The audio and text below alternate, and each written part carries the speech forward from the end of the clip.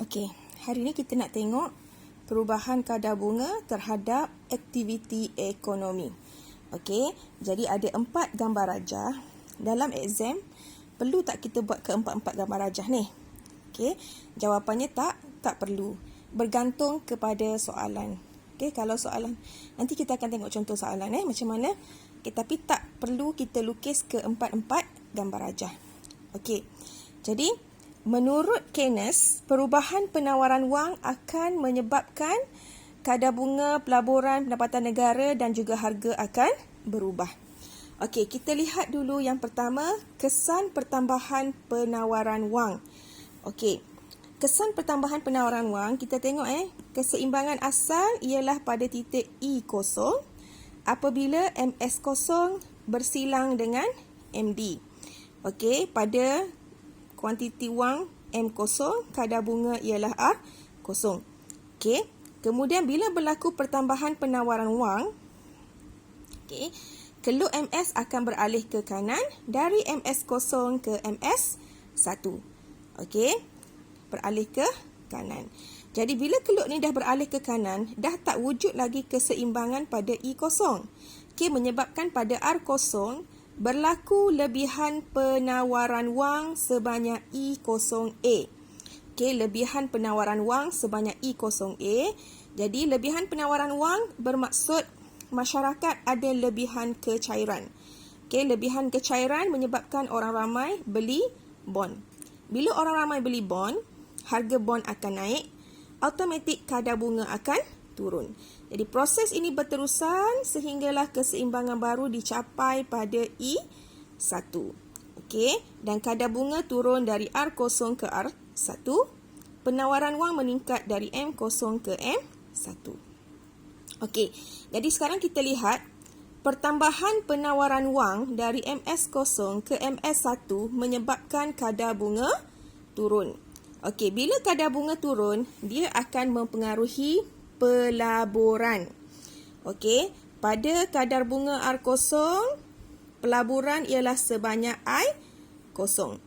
Bila kadar bunga turun kepada R1, pelaburan juga akan meningkat kepada I1. Okey, jadi kadar bunga turun, pelaburan akan meningkat. Bila pelaburan meningkat, akan menyebabkan AE meningkat dari AE0 ke AE1. Okey. Kalau kita lihat pada kadar bunga R0, AE ialah C tambah I0. Pada tingkat keseimbangan E0, pendapatan negara Y0. Okey. Bila kadar bunga turun, pelaburan meningkat, keluk AE akan beralih ke atas. Okey, dari AE0 ke AE1. Okey, bila AE dah beralih ke atas, pada Y0 berlaku lebihan AE.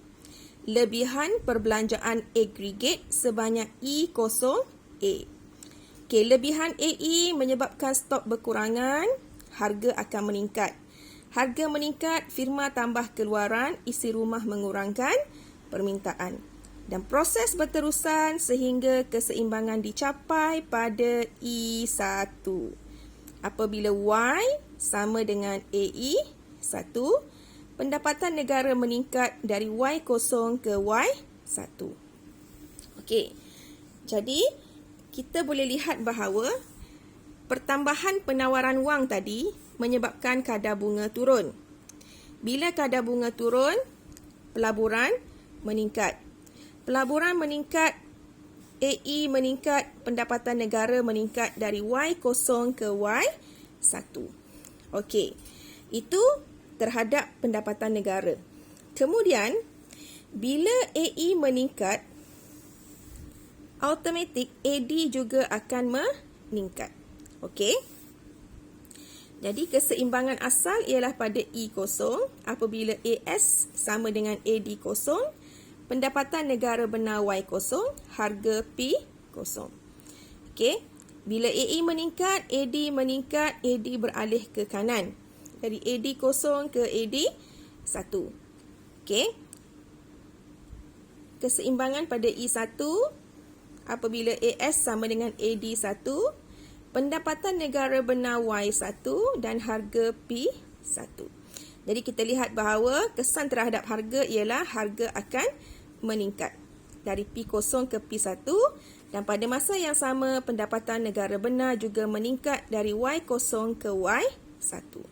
Jadi inilah teori keutamaan kecairan Keynes di mana kita melihat perubahan kadar bunga terhadap aktiviti ekonomi. Okey, kalau yang ini pertambahan penawaran wang menyebabkan kadar bunga turun.